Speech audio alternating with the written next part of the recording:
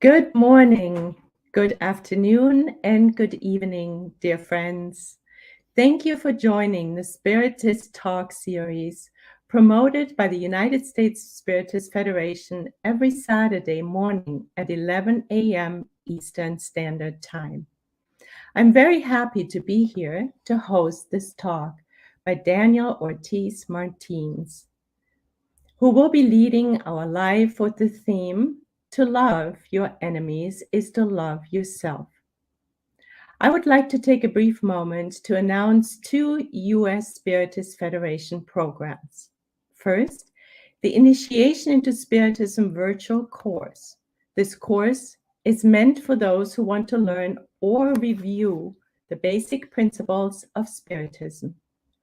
Tomorrow, October 9th, will be our last live Q&A. The complete course is available on our YouTube channel.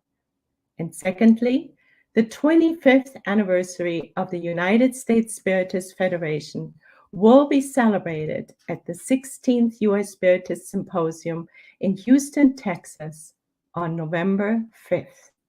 The theme will be Time for Renewal, Healing, and Regrowth. The symposium is for the whole family. Please go to the spiritistsymposium.org website for more information. The registration is open.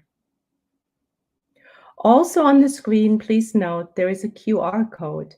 If you want to help the United States Spiritist Federation produce more publications and promote Spiritism to everyone, please scan the QR code. Now back to Daniel. Daniel, it is so good to have you with us today, together with everyone who is watching this live broadcast. I want to give you a very warm welcome. Thank you so much. Yes, Daniel. It is so good to have you here to discuss your subject. To love your enemies is to love yourself. I'm sure. Yes, Daniel. It's a very nice topic. Yet it's a difficult one, I would say. And I just like to thank you and the U.S. Spiritist Federation for the invitation and for the opportunity of being here again with you and share some thoughts on this very special topic. Beautiful, Daniel, and you're welcome. I'm sure you're as eager as I am to hear from Daniel. Before he starts to enlighten us in the next hour, please allow me to formally introduce him. Daniel Ortiz Martins, Daniel, is a chemical engineer with a master's degree in marketing and a master's science degree in nanosciences and advanced materials.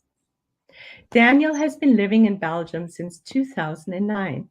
He has been a Spiritist since childhood and has been working in the Spiritist movement in Belgium for about 10 years.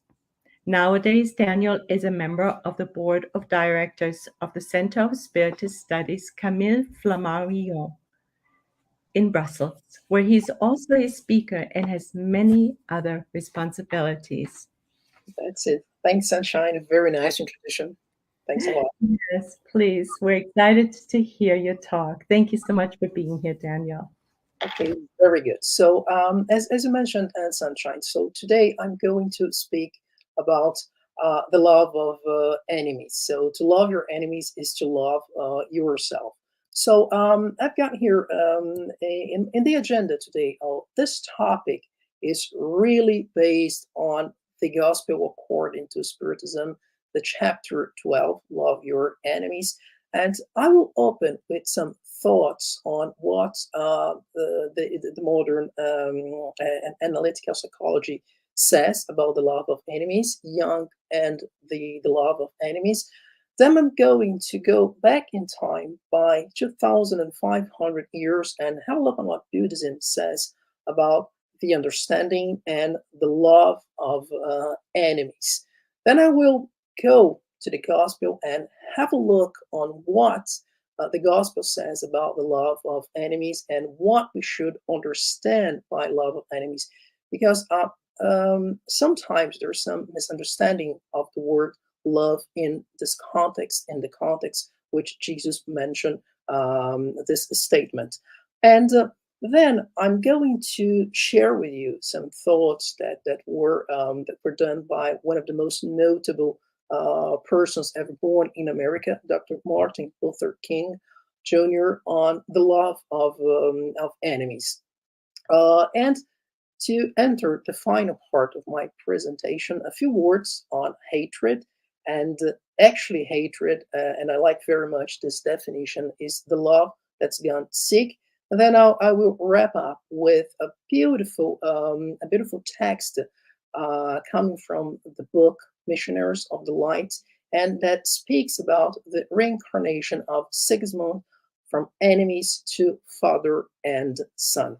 So if we have a look on what Carl Gustav Jung said about the love of enemies, so he opens by saying something that is really important and really interesting for our evolution, by saying that the acceptance of oneself is the essence of the whole moral problem. And this is something that 1 year ago we discussed together with you about how to deal with our inner shadow and our inner lights as well, and how they coexist, and how one can get along well with the other.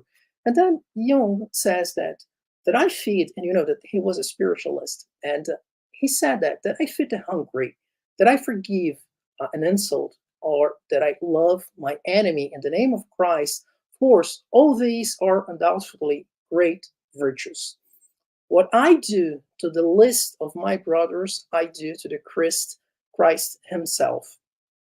But what if I eventually discover that the least among them all, the poorest of all the beggars, and the most impudent of all the offenders, the very enemy myself, resides inside of me? That all these elements, they are within my heart, within my soul, and that I myself stand in need of the alms of my own kindness. What if I discover that myself, I am the enemy who must be loved? What then? What should we do? And then Jung finishes by saying, we say to our brother, or to the brother within us, Raka, and condemn and rage against ourselves. And this is really powerful. This is really strong.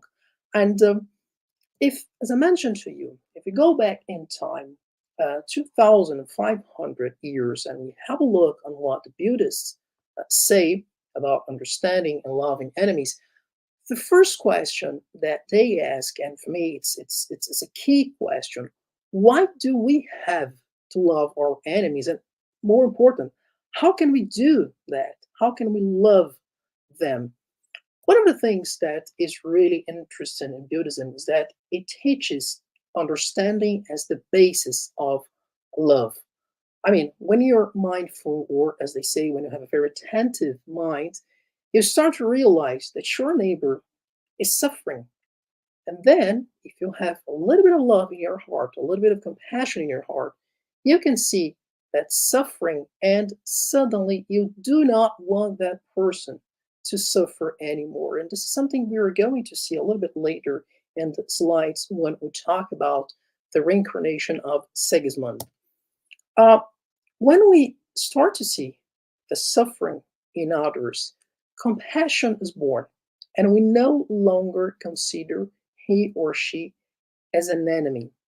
We can love our enemies. This is a fact. This is true. The moment we understand that these so-called enemies, they suffer, and the moment we understand we want that suffering to stop, he ceases to be, or she ceases to be, an enemy. And this is a very nice reflection that we have here. When we hate someone, we are angry because either we don't fully understand that person, or we don't understand his or her environment. And the habit of having a comprehensive, a thorough look leads us to the following conclusion: If we had grown up like that person under the same circumstances and having or suffering the same experiences, and if we had lived in that environment, we would be exactly like him, exactly the same. If we had gone through the same paths, if we had worn the same shoes, most probably we would act the same.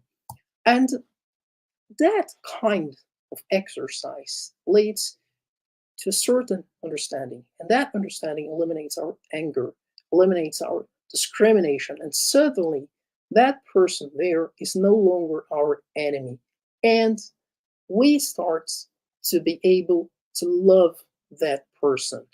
To love our enemy is not possible unless she or he is no longer seen like that.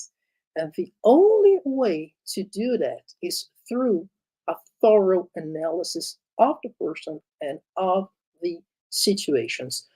I mean, that particular person caused you a lot of pain in the past. Yes, that person did harm me or my family or someone else.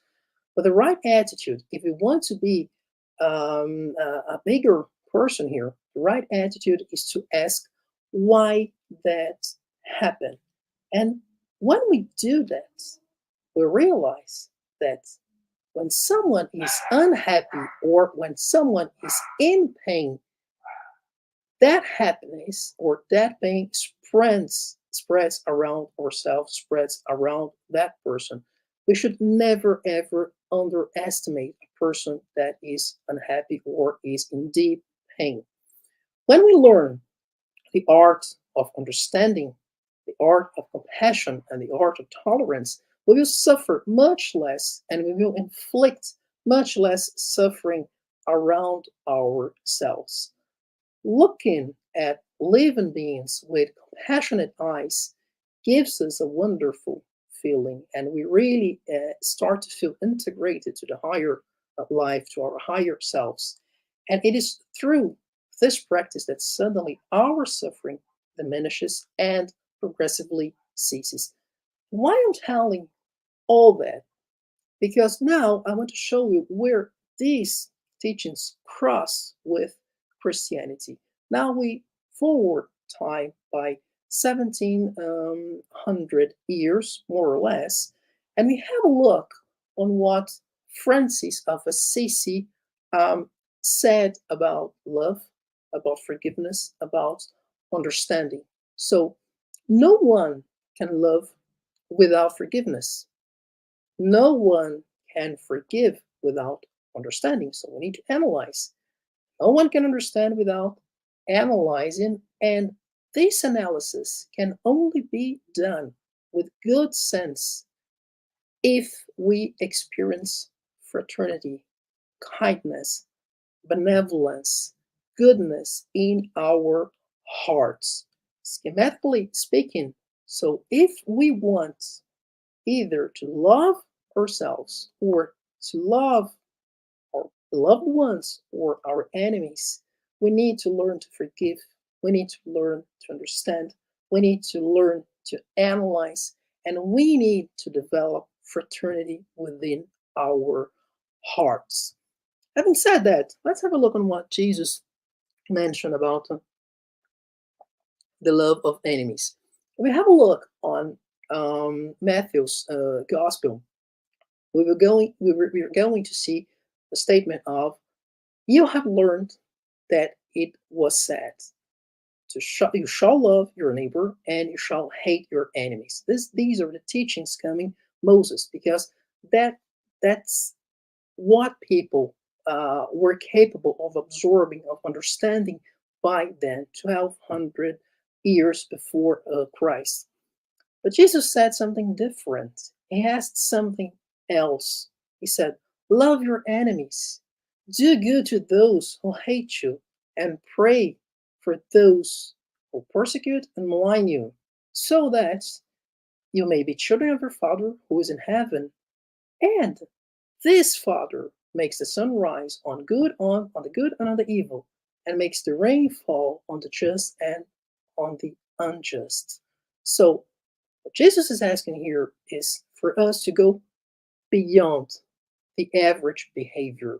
So what is asking here us is what the modern psychology would call move out of your comfort zone and do something different, do something better, do something a little bit further down in terms of love, in terms of compassion. So, and then Jesus continues. So, if you love only those who love you, what reward will you receive from that behavior? Do not the publicans do that? And if you greet only your brothers, what are you doing that others do not do? Do not the publicans do the same? And still, if we keep on looking on Matthew's gospel, we're going to see, I say to you that if your justice is not more abundant than that of the scribes and the Pharisees, you will not enter the kingdom of heaven. Again, Jesus asking us to be a better person and to go beyond the average behavior. We can see the same kind of statements if we go to the Gospel of Luke. If you love only those who love you, what reward will you have? Since even sinners also love those who love them. And if you do good only to those who do good to you, what reward will you have? Since the sinners do the same thing. But as far as for you, love your enemies, do good to all, and lend without expecting anything. And then the reward will come, and it will be very great, and you will be considered children of the Most High, who is good to ingrates and even the wicked. Thus, be full of mercy, just like God is full of mercy. So Jesus brings any kind of ethic here. So he throws a very compassionate look towards everybody, saying we are all brothers, we are all sons of the same Father. So even if we're not on the same level of evolution, of capabilities, of loving, still we deserve and the love coming from the Father, and we are very beloved from our Father. So, but then the next question comes, and I believe that the Spiritist philosophy sheds a lot of light in this question particularly. So the question is, why? What should we understand by love your enemies? And frequently there's some misunderstanding as to the meaning of the word love in this context. I mean, we must dig a little bit deeper so we can find the real meaning of the noun love in this statement. So the love for the enemies is something that develops gradually, little by little, in stages, within our limitations and according to our possibilities. Jesus did not mean that we must have for one's enemy the tenderness that one would have for a brother or for a friend. Why? Because love presupposes trust, and we could not trust someone who we know means us harm, that we know wants us, to be in a bad situation, in a bad position, or in a very difficult situation. But to love our enemies, so it cannot mean that we should not make a difference between them, the enemies, and our friends. But, and this is very interesting, we have some small and some everyday attitudes that allows us to reframe situations, reframe experiences, and do little by little steps towards this kind of unconditional love. Let's go through this everyday attitudes. When we say we need to love our enemies, it means that we are not holding neither hatred, rancor, or desires for vengeance against that person. We need to be, as I mentioned before, the better person, the moral person in this kind of situation. It means that we need we need and we can to forgive those enemies unconditionally and without ulterior motives for the evil or for for the discomfort that they have caused us. It means not setting up any obstacles to reconciliation, and we are going to see that very clearly in a few examples a little bit later. It means to extend a hand for those people. So it means wanting the good for them instead of wishing them evil. As I mentioned, it means to extend a helping hand in case of need. And this is exactly what we were seeing a few minutes ago. So when we look to the person and we see the suffering and we see just a brother or a sister in need, and we just go there and help that person, despite our differences, despite our visions that sometimes are quite opposite. But I just see a brother or a person in need. But it also means abstaining either in word or in acts from anything that might harm those people.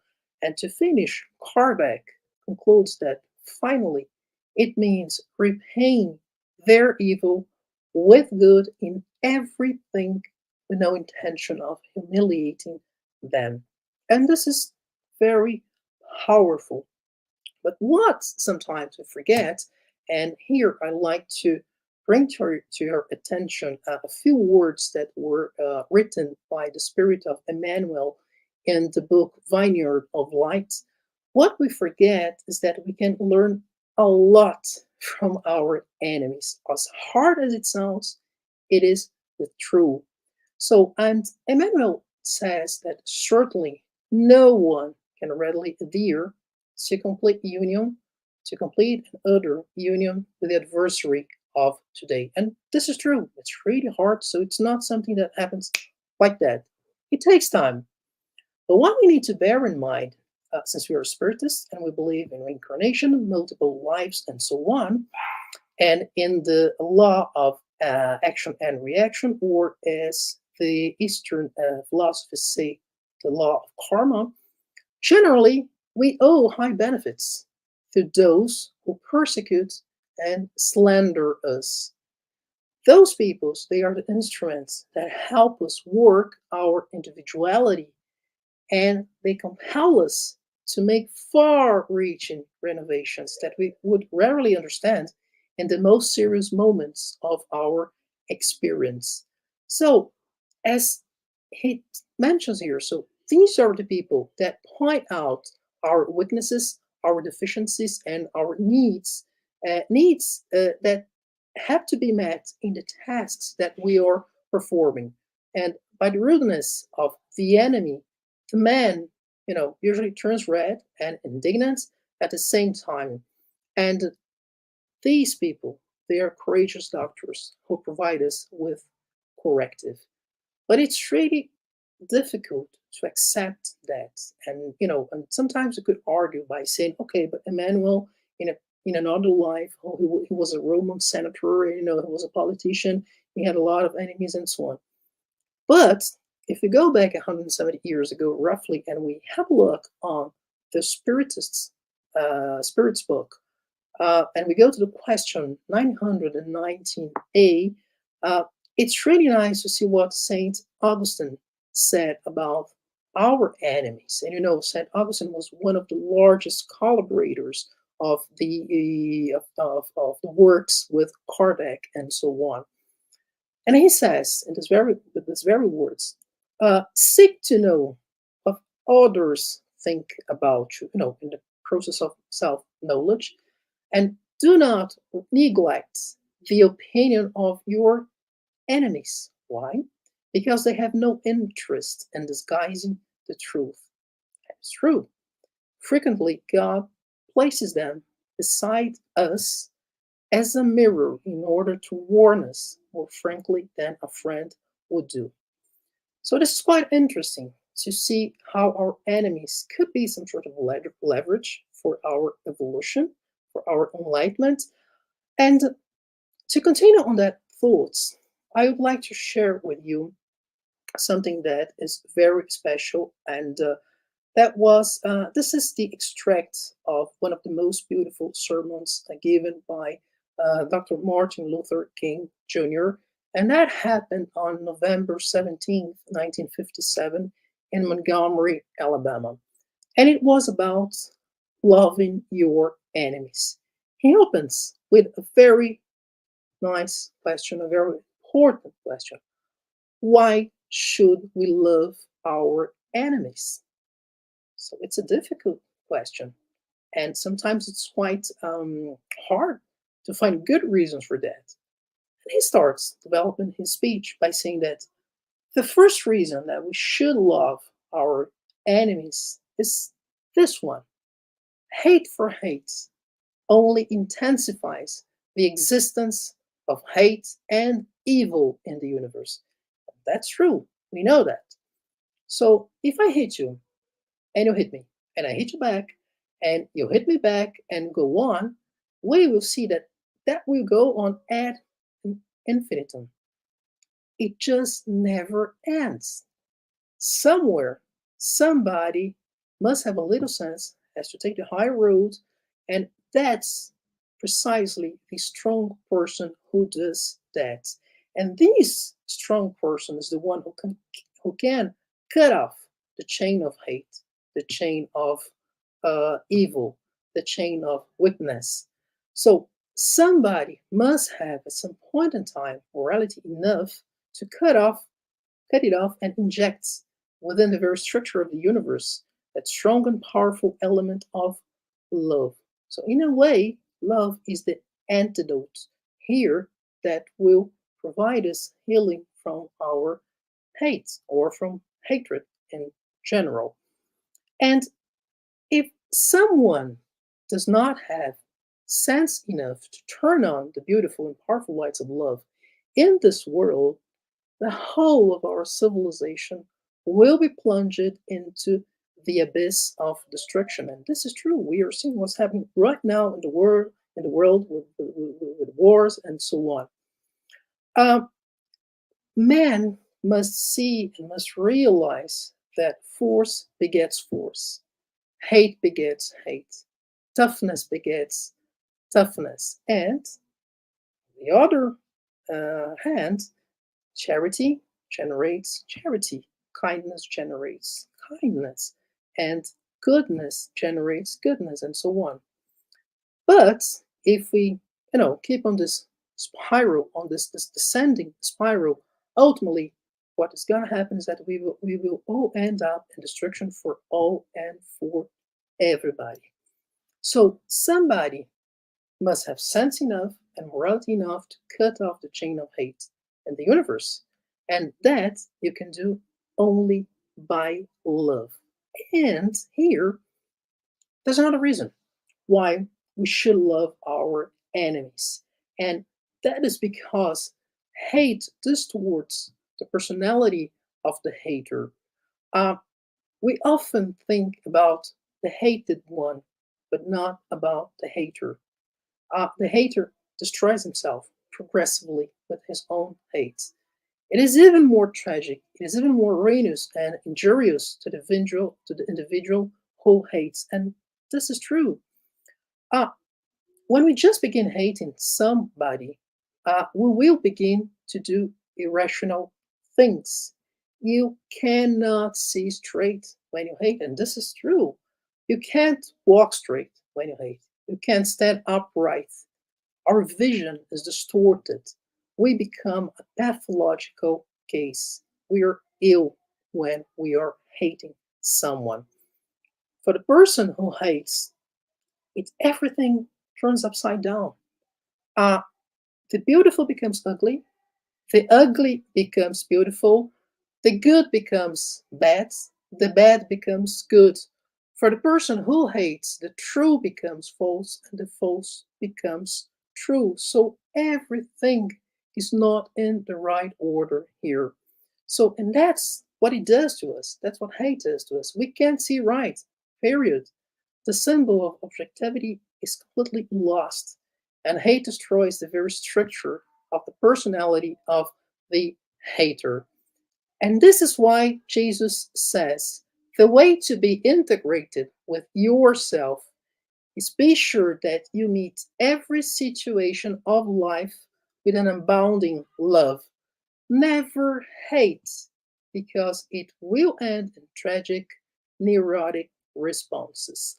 When we have that in mind, we will realize that hate at any point is like a cancer that gnaws away at the very vital center of our life and our existence.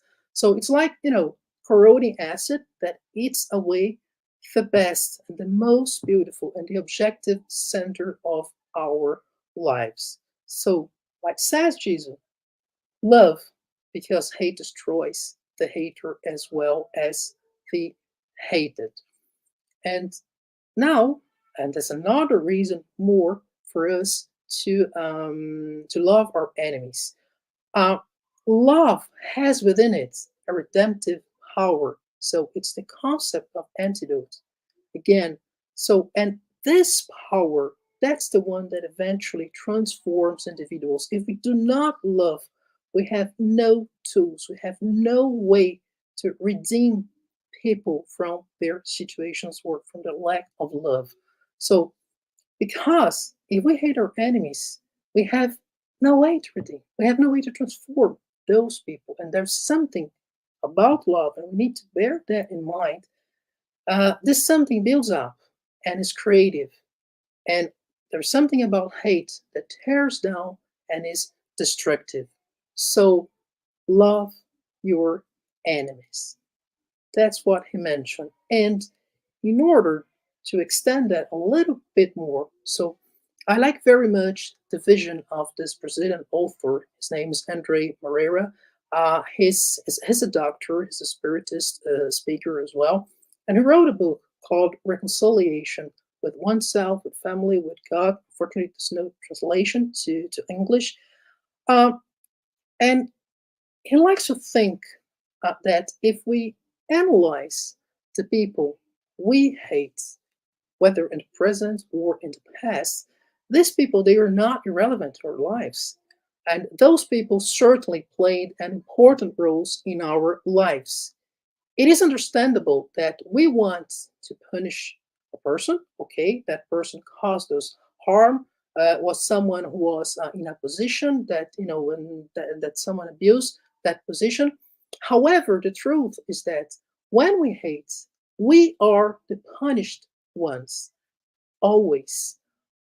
Because if there's still hate, it's because there was or there's still love. Where there's resentment, there once have been feelings, there once have been expectations, promises, interests, and wishes that at some point in time they were frustrated or they were unmet. And if the sorrow was still there, it's a sign that they are still alive in our hearts and in our souls. So, and I like very much this saying. This is something coming again from Buddha. Holding rancor is like holding a burning coal and hope that someone else will get burned. So it's like living every day with this darkness inside of us. So we keep living the pain, the betrayal, the aggression over and over and over again. So it's really hard. So in other words, it's like we remain chained to the very person we detest, we hate so much. And his or her actions continue to direct, to control our very present lives. We are not free when we hold rancor or when we hate. It is only when we accept, when we forgive and reframe our experiences that we are able to break the chains that still hold us back. And but the question that we can say right now is how we can do that, how we can forgive, how we can reframe all these experiences. Let's see two practical cases of how forgiveness frees us and how previous bad experiences can be turned into positive ones, can be reframed, and can receive new colors. First example I'd like to share with you, it's from the book called Drums of Angola, which is not a translation yet to English. And at some point in time, it tells the story of a lady called Eusalia, and she's a highly illuminated spirit, and she works at the Umbanda religion, which is one of the African Brazilian religions present in that country. And in that, when she's working there, she presents herself in the form of an old black woman, and she's known as Granny Catherine, because that way she can inspire some sort of maternal love when she's talking to people. But most important is that in her penultimate incarnation, she had been a slave in Brazil, and in one of the most terrible episodes in our story, more than 350 years of slavery. And she was kidnapped from Angola. She was the healer, and she was the midwife of her people. Until one day, she fell victim of Sinhazinha's wrath. She was the landowner of that property, and she was the owner of the slaves. Rosalia was taken, and she was tied to the trunk, so-called trunk. It's a wooden pole where people, fortunately, used to torture the slaves. And in that trunk, she was whipped to death. She was already an illuminated spirit, and no rancor remained in her soul. And sometime later, as a proof of that love, of that evolution, she asked to return to Brazil and to help Sinhazinha, the lady who was her, murderer. A few years later, her demand was granted, and she reincarnated and was no longer black. She was no longer a slave. She was rich, she was wealthy, and she was educated. What happened one day, a desperate father knocked at her door, and he gave him a girl, and that girl has been rejected by her mother. That girl was very strange, sick, and she had leprosy. In spite of all of that, Rosalia adopted her, and that girl grew up, and in spite of being much loved, she caused a lot of trouble. But through that love, something changed in that girl. A few years later, that girl disembodied in her arms, and when Rosalia returned to the spiritual world, she was welcomed in tears of gratitude by the little one, the little girl, who transformed herself back into Sinhazinha in front of Rosalia. This is the power of love. So Rosalia decided to cut this chain of hate that was there. And thanks to her love, she paid back all the anger, all the hate with love. And she was able to transform that lady into someone, into a beloved one. But then we have another case, and this one is really interesting, and we can find it in the book Missionaries of Light that was written by Chico Xavier and dictated by the spirit of André Luiz. It tells us at some point in time the story of Sigismund. Sigismund, he was about to reincarnate as the second child of the couple Adelino and Rachel. Those three, they had been the protagonists of a very painful, dreadful tragedy in a previous existence. After a mad, crazy passion, Sigismund murdered Adelino in a regrettable armed competition. It was a duel, and he had led Rachel astray. And the poor creature, she found her way to the brothel. So that was really sad what happened. They disincarnated, each one at his own turn, and they did it under an intense vibration of hatred and despair, suffering several years in inferior zones. Later, through the intercession of redeemed friends, through real love, the former spouses obtained the return to the physical body, and with the idea to sanctify the sentimental ties and to reconnect to the old adversaries. But, as we know, it's often the case, heroes in promise, they fail in fulfillment. In possession of the blessed physical life, Adelino, he refuses to forgive. And even before the reincarnation of the former adversary, he already was manifesting himself against any kind of help. He repels him vigorously every time he goes to sleep, and the dreams start to come. When they arrive at Adelino and Rachel's home, Alexander and Andrea Luis find Sigismund deeply depressed because of the situation he was facing with Adelino. Then Alexander starts to console him, calms him down. And why that? Because Sigismund had taken that imbalance very, very far, too far, and he was accentuating his own sufferings. Alexander quickly intervenes so the tension can be relieved. And then there's a beautiful dialogue taking place between Adelino and Rachel, and he confides his nightmares to his wife. And he says that he's been systematically dreaming of a man that approaches him as a vigorous enemy. And as soon as he gets into bed, he instinctively feels a shadow approaching him. Troubled, he sees that a man approaches him, extending his hands like, a common beggar begging for help. But as that man stares at his face, there's this inexplicable terror and fear that invades his spirit, and he cannot understand that situation. So we could say, again, at the light of psychoanalysis, so we could say that this is something that was in his unconscious, but actually that was one of his memories from a past life. He says, I have the impression he wants to murder me in the back. On certain occasions, I try to reach out to him, overcoming the feeling of dread. But I always run away in a mixture of hatred and a mixture of repugnance.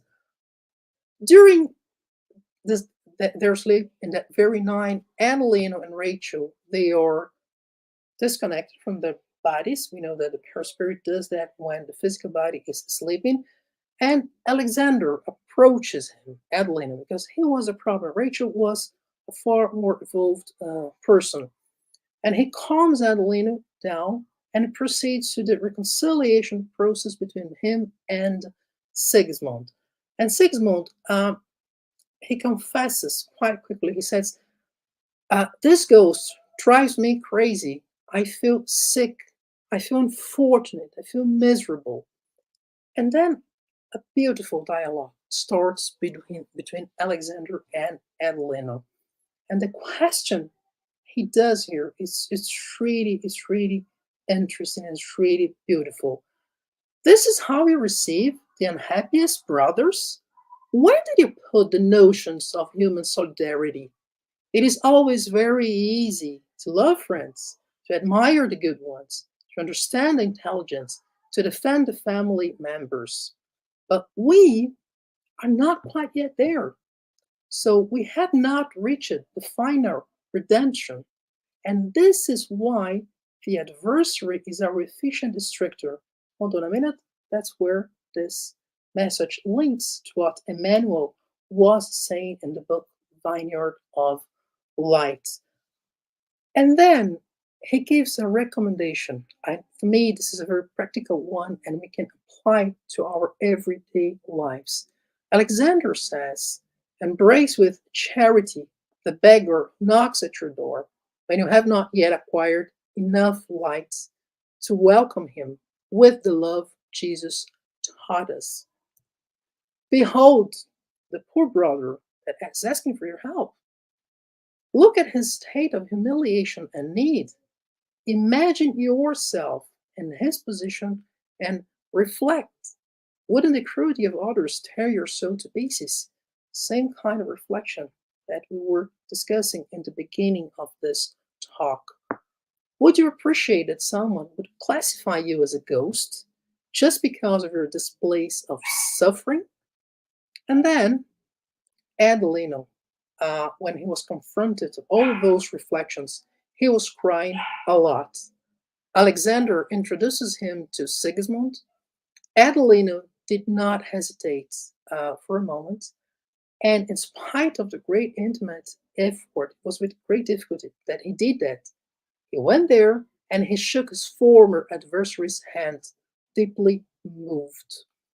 "Forgive me, brother," Sigismund said with infinite humility. And that's a beautiful scene that happened. "The Lord will reward you for the good you're doing for me." And then Adelina says, "You're welcome. I will be your friend." And then something that was unexpected happened. The former murderer bowed respectfully and he kissed Adelino's hand. I mean, one gesture means is worth 1,000 words. Sigmund's spontaneous act won Adelino over. That anguished and sad spirit couldn't be bad because he was just there. He just showed a lot of respect and he just kissed his hands with veneration and affection. And that's here that we see the power of forgiveness and the power of love, because then a singular phenomenon just took place. Adelina's spiritual organism seemed to get rid of heavy clouds, of a heavy crust that broke from top to bottom, revealing its luminous characteristics. A soft radiance now was hallowing his personality, revealing his high and noble condition. The forgiveness had been sincere, and those thick shadows of hatred were effectively dispelled and they simply disappear. And this is the end of my talk. I thank you very much. I leave you with this really beautiful message from Joanna of Angelis from the book Offering, saying that on earth, no one advances without the challenge of obstacles, provocations, enemies, and so on. What they accuse you of, they lack. And most important, ours is the task of light against darkness, of love against hate. This is what is expected from us as spiritists. They have become your enemies, but do not become anyone's enemy. Thank you very much. Thank you for listening. Daniel, thank you so much for your wonderful talk. Really helping us, helping us to understand the importance of humility, self-forgiveness, hetero-forgiveness, and of course, love, which all of this is an expression of. Exactly. So thank you. It's very touching. Yes. Yes, it's really good. Let me apologize. So because of the noise here, so I had some problems with my computer. I had to move from a different room. I'm sorry, it's not soundproof. Apologies for that. It was wonderful. We didn't even hear it. Your words were so important. We couldn't hear anything else. Thank you, Dan. It's very kind. It's very nice of yours. Thank you. You're welcome. So now we are open Questions, yeah. for comments and questions from the audience. And we have already a question by Yasko Aravakava. And she says, "Hi, by understanding we're imperfect spirits, still in evolutionary construction of their moral values, I wonder if the followers of Spiritism may be better off in loving their enemies." I wouldn't say better. It's a really good question, because sometimes I have the impression that, oh, we're spirits, we know a lot of things, and we could do this and that. But the things that I wouldn't say better off, but we are more accountable. We have more responsibility in the sense that we've been studying all these elements, all this philosophy, and the more you have in terms of lights, the more responsibilities you have. So you have on your shoulders. So actually, again, so at the end of my talk, I said that one gesture is worth 1,000 words. So, and I really like one phrase coming from Francis of Assisi, and he used to say that the gospel is there to be preached, if necessary, with words. So we need to give the example. So we have a lot of information, a lot of tools in the Spiritist philosophy that help us really, really a lot in terms of love, in terms of forgiveness, and so on. And also, once we understand that we are here now, as incarnate spirits, at some point in time we will disembody and we will continue our lives and we will meet those people and we will need to learn how to love them because otherwise we will not evolve. So, so there's a lot of responsibility, I would say, on us. Exactly. Yeah. Thank you, Daniel. Yes, it is very important to also keep the bigger picture in mind, right? Exactly. Exactly. Yeah. So I think we have another question by Debbie Wallace, and here it is. How can I forgive a narcissist I know is partially responsible for his suicide? It's a Yeah. secret. Yeah, that's a very, very good question. That's a very strong situation. So let's take up, let's see it in two different things. So first of all, so the person who suicided, so that person needs a lot of love. So imagine the amount of pain that person was going through to get to that point in which the pain is so strong that he wants his existence to cease, to end. And if I may share something with you, we have our mediumistic sessions, and some people that committed suicide, they go there and they just say, "I just want to stop existing." And we said, "I'm sorry, I see through your pain, but that's not possible. We have been created for eternity and as an act of love." And so, first of all, a lot of love towards the person who committed suicide. The other one, who's partially responsible, this one will be held accountable. So he will have to respond to that because he's as guilty as the other one. When I say guilty, so he's as responsible as the other one.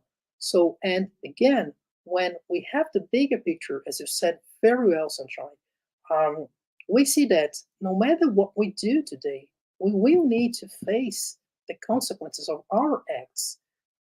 As long as we think that with that everything ends, we will keep doing whatever we want, and we will keep harming people. We will keep, doing bad things next to us. But as soon as we understand that we are the result of our actions, of our thoughts or deeds in this life and in previous ones, we will be much more careful. We will pay much more attention.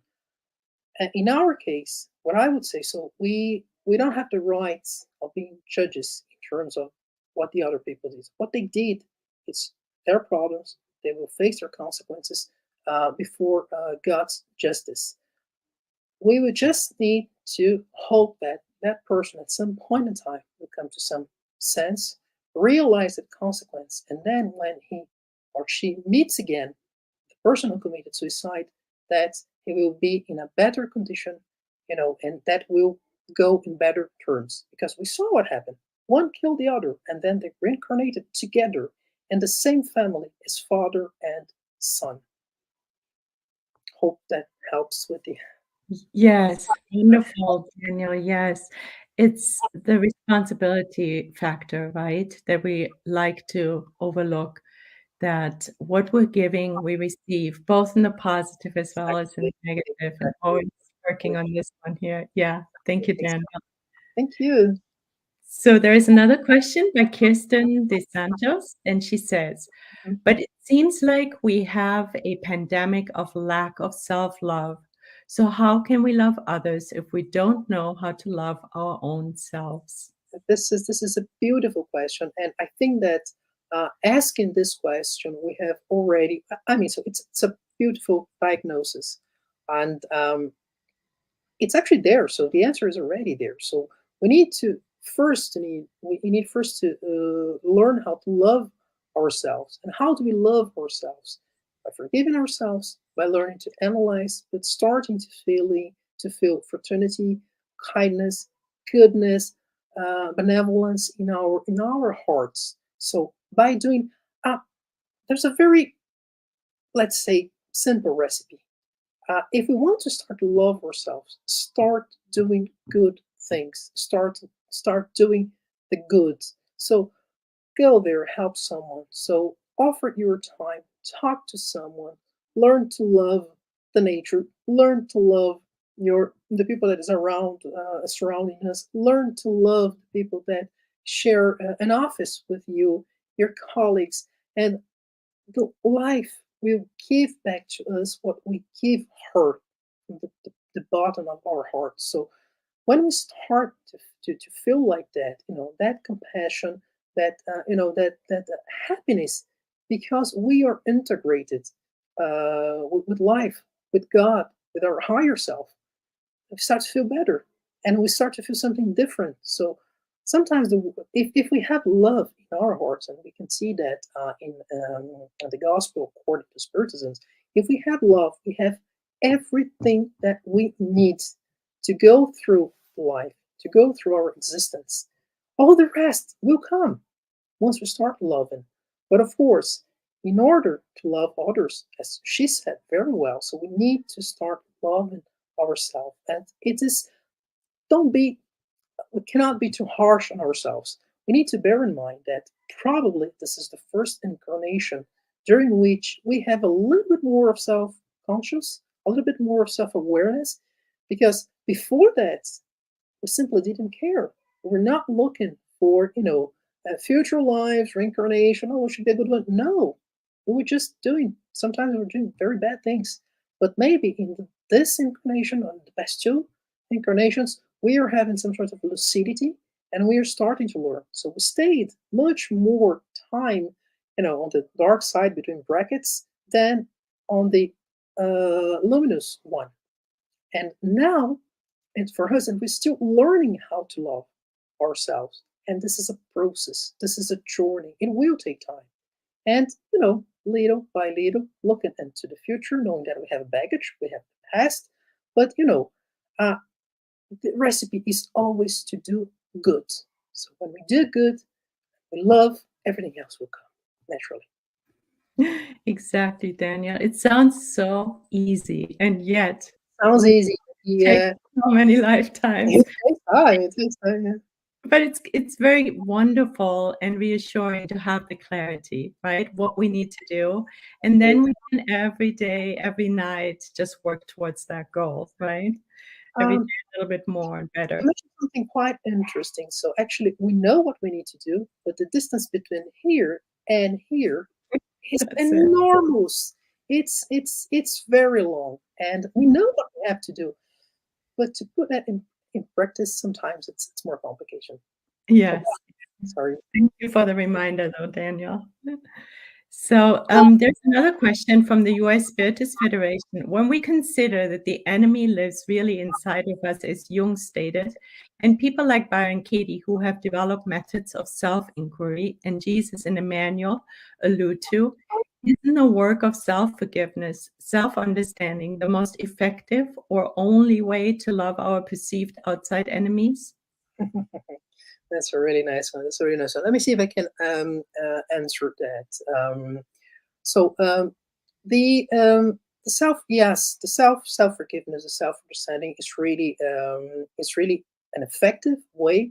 But what we have to bear in mind again, someone asked something about our responsibilities or spiritists better off and so on. So sometimes we think as spiritists we are better off than everybody else because we have access to information that some people sometimes do not have.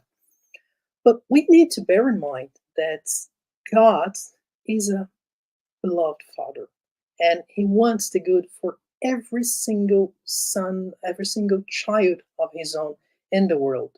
We respond very well to the Spiritist teachings because there's something inside us that, you know, is vibrating at the same frequency as the spirit is thinking. And this is beautiful. But as I mentioned to you, and that's what I like to do when I do my talks. I start to play with the timeline. So I go, so we go back 25 to 2,500 years, and if we take into consideration the fact that Jesus is teaching us all this stuff through different people, through different missionaries in our existence, in the history of humanity, about 6,000 years, ever since, you know, we started to write. So sometimes the person who goes there and says something is a different one, but the content is the same. We saw Emmanuel, we saw Carl Gustav Jung, we saw Buddha, we saw Jesus, we saw Kardec, we saw Francis of Assisi. They're all saying the same thing. And God loves us so much that let's see to which method or to which philosophy you are going to respond better. We respond quite well to the Spiritist teaching. Some people will respond better to Byron Katie. Some people will respond better to Buddha. Some people will respond better to Confucius, and so on. So, but the thing is that in order to ensure that the message gets through, our Holy Father from time to time sends different messengers, and these people, they ensure that the same message is spread around the globe, not only this globe, but everywhere. So I think it's hard to say that one is better than the other, but I think that we should say which one is the more suitable. So that person there will respond better. We were speaking about suicide. So suppose that we have someone that is about to commit suicide, and I go there and say everything about Emmanuel, everything about Kardec. The person probably will not respond, but she might respond to something different. And once she does, and she's in a better condition, maybe I can say something about Jesus, about Emmanuel, about everybody else. So I think that as long as it comes from the heart, as long as it comes from the very beautiful condition of being human, of being a human being, it's, and if it's efficient, for me, that's good.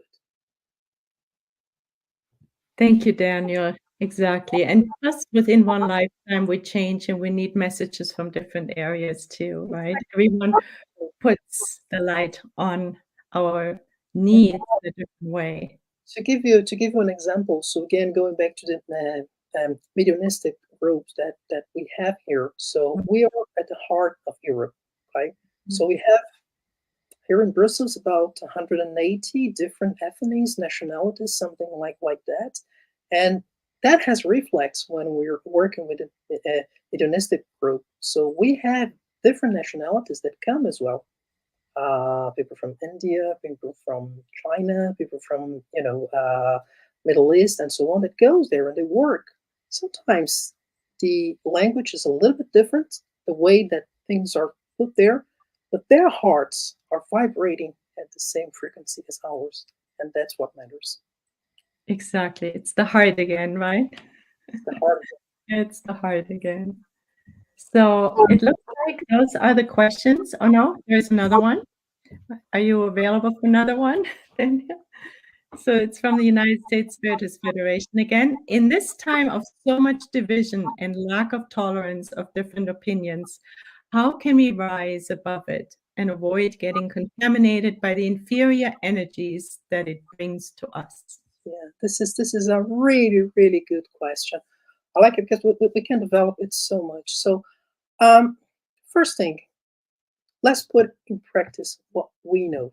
So very simple things like praying. So when we pray, what we are doing.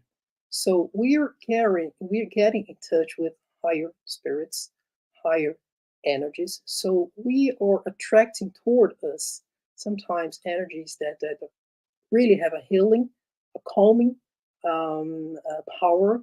And that the first thing is that, and I like that very much because Divaldo Franco, through his books, and Joanna of Angelis, she says that a lot. So when we pray, it's like we are just spreading light around ourselves. It's like we are entering in a room that is really a mess. And then by praying, so we will spread light, the mess will still be there, but we will know the job that we need to do, the work that has to be done. So first of all, praying, first of all, trying to keep the faith in the Spiritist teachings and what Jesus said. I think that we need to establish a very close relationship with our mentors, with our spiritual guides. They are our friends. Sometimes they are our family. Sometimes they are like father and son, mother and daughter, and mother and son. So this close relationship really helps us to go through all the difficulties that we have in our lives. I give you a very good example. Before this very talk, so I was praying in order to have the right inspiration, the right strength, and to choose the right words to deliver to everybody else. And I was talking to my guides, to my mentors, like I was talking to my father, like I was talking to my mother. And that's relationship is really soothing. It really helps us to go through. And again, so when we look into the gospel, Jesus' gospel, the gospel according to Spiritism, so we know when we, instead of getting into fights, we need to fight. We need to understand that the universe vibrates in the frequency of reconciliation. And when we want to reconcile, when we want, to shorten distances rather than, increasing gaps, we find a way. We find a common ground. We find common understanding. And we have, in maybe it's my perception, but I think that we have this responsibility, we have this obligation as spiritists to be the higher persons, to be the moral persons. If you look again into the gospel according to Spiritism, so there's this chapter I love so much, is the number 17, be perfect. And there you can find this kind of practical guide called the moral person. You have all the qualities of a person that is really illuminated, and that's beautiful. We have a very strong recipe there to develop more illuminated spirits, better people. And really, when in troubled times, I really like to read that extract. For me, it's one of the most beautiful in the Spiritist philosophy. Thank I you. hope that helped with the question, with the answers. Oh yeah, definitely. What I heard is prayers, and of course they connect us also to our hearts more, and also just rereading chapters, right? Just using the gospel, opening it up, and boosting our capacity to love more, right? Exactly. And the thing, I think that what we should tell ourselves is that how do we put that in practice? How do we, all those teachings, because we have a lot of knowledge in the Spiritist philosophy, but how do we put them into practice in our homes, in our jobs, in the universities, at school, in our family? How do we do that? I think this is the question that we have to try to answer every day. Yes, and I'm guessing charity is a good guideline. Exactly. Yes. Exactly. Yes, it is. Yeah. And I think, do we have another question? No? Yes, we do. All right, and I think that may be our last one. Oh, This that's a is good one. yeah, this is from the International Spiritist Council. What impact does hate or lack of forgiveness have on our physical and mental health? Yeah. So we had two very strong examples during the talk. One coming from Martin Luther King, and the other one coming from the reincarnation of Sigismund. So if we go, we know from the Spiritist philosophy that all our illnesses, our sicknesses, they start in our spiritual body, in our perispirit. So when there's some imbalance there, And if this imbalance remains for too long, so it will go through our physical body, and we will get sick, and we will have some consequences. The physical body works like a sponge to our spiritual body. So having that in mind, so if we keep on hating, if we keep on feeding the rancor, if we keep on feeding, this horrible situations, and leave and not forgiving, this will remain in us. This will remain in our spiritual bodies, and at some point in time, that will be transmitted to our physical bodies.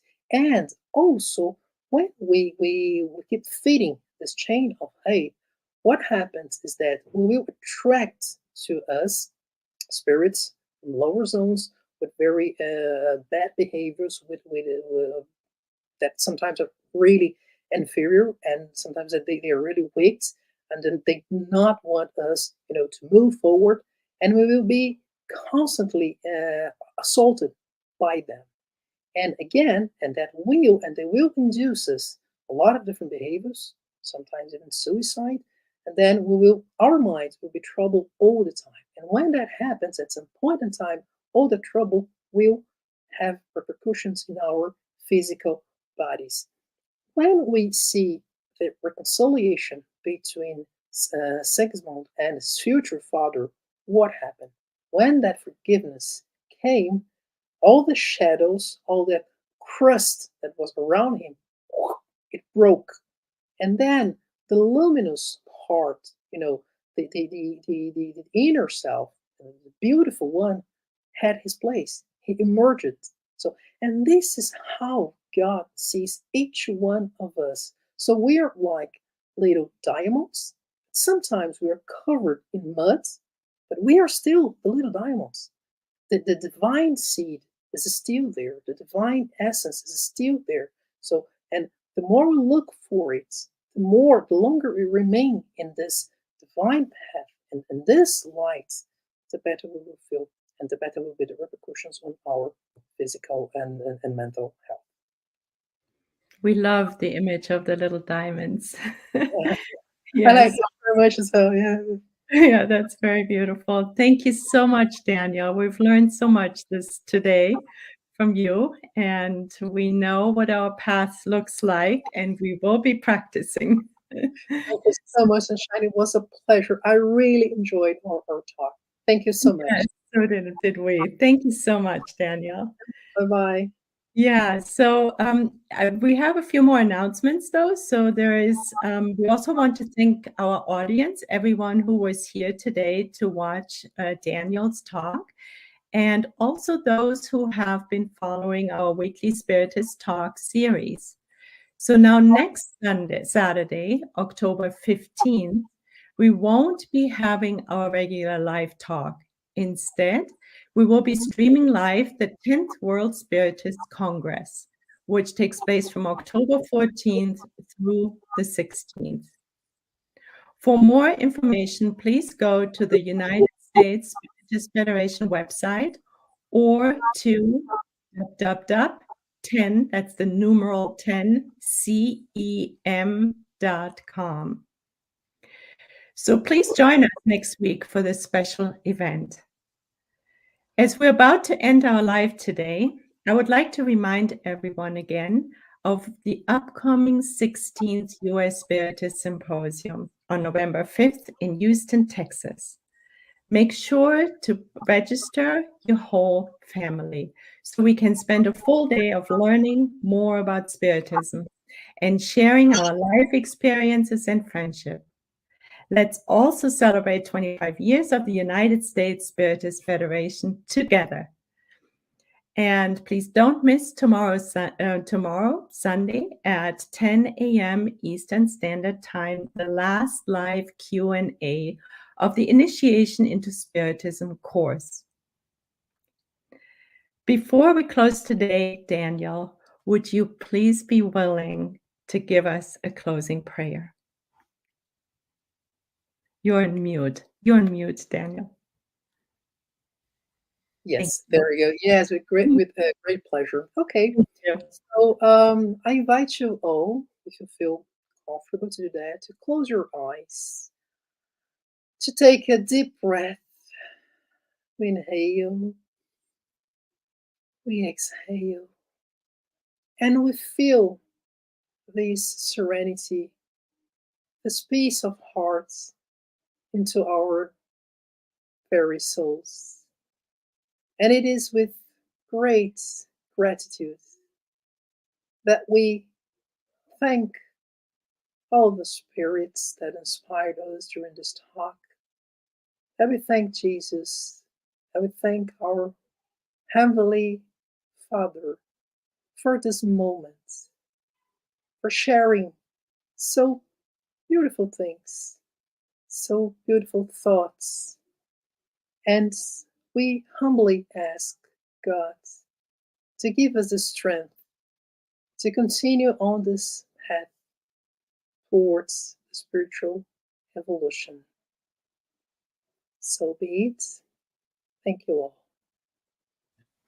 And so it is. Thank you, Daniel. Thank And you. thank you again. Thank you again for this beautiful